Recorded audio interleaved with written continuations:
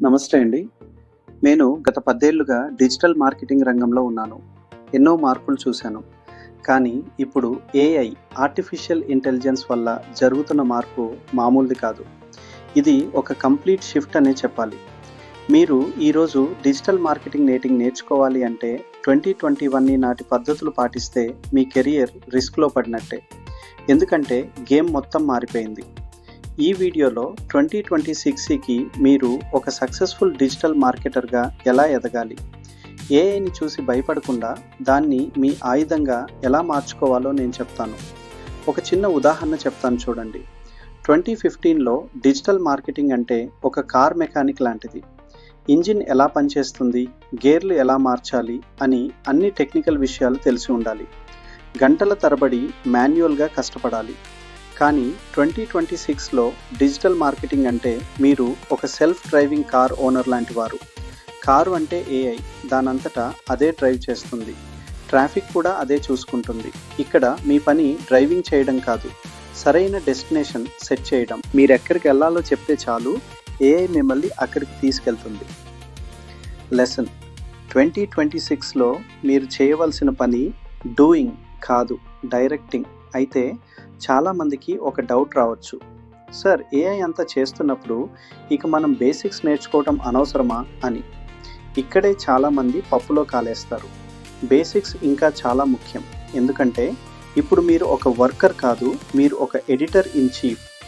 AI చేసిన పని కరెక్టో కాదో తెలియాలంటే మీకు సబ్జెక్ట్ మీద గ్రిప్ ఉండాలి కదా. పాత పద్ధతుల్ని వదిలేయండి, కానీ మార్కెటింగ్ సూత్రాలను మాత్రం గట్టిగా పట్టుకోండి. తేడా ఏంటో ఈ టేబుల్ చూడండి. సరే, ఇప్పుడు అసలు విషయానికి వద్దాం.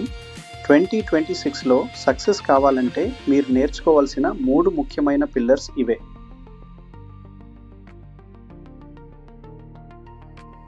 పాత రోజుల్లో ఎస్ఈఓ అంటే గూగుల్ని నమ్మించడం.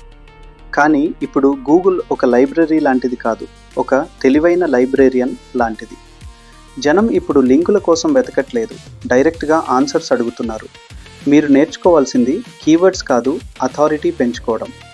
మీరు ఒక సబ్జెక్ట్లో ఎక్స్పర్ట్ అని ఏఐకి అర్థమయ్యేలా టీచ్ చేయడం నేర్చుకోవాలి. అప్పుడే ఏఐ మీ పేరును సిఫార్సు చేస్తుంది.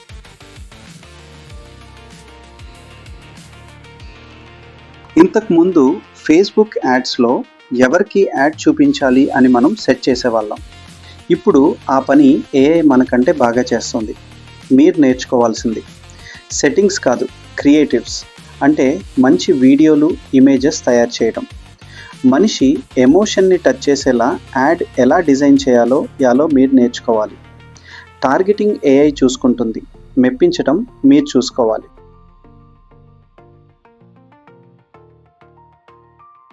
ఒక బ్లాగ్ పోస్ట్ రాయడానికి గంటలు కూర్చోవటం పాత పద్ధతి. ఇప్పుడు మీరు ఒక మేనేజర్. మీరు నేర్చుకోవాల్సింది ప్రాంప్ట్ ఇంజనీరింగ్. అంటే ఏఐ చేత ఎలా పని చేయించుకోవాలి. ఒక ఏఐకి రీసెర్చ్ చేయమని, ఇంకో ఏఐకి రాయమని, మరో ఏఐకి ఇమేజ్ డిజైన్ చేయమని, ఇలా ఒకేసారి 10 పనులు చేయించడాన్నే ఆర్కెస్ట్రేషన్ అంటారు. ఇవన్నీ విని భయపడకండి. మీరు ఈరోజే మొదలు పెడుతుంటే మీకు ఒక మంచి అడ్వాంటేజ్ ఉంది. మీరు పాత చెత్త అంతా నేర్చుకోవాల్సిన పని లేదు. చివరిగా నా సలహా ఒకటే: టూల్స్ మారుతూనే ఉంటాయి, కానీ మనుషులు మారరు. కాబట్టి మనుషుల సైకాలజీని అర్థం చేసుకోండి, మరియు ఏఐతో ఎలా మాట్లాడాలో నేర్చుకోండి. ఈ రెండే మీ భవిష్యత్తు. All the best.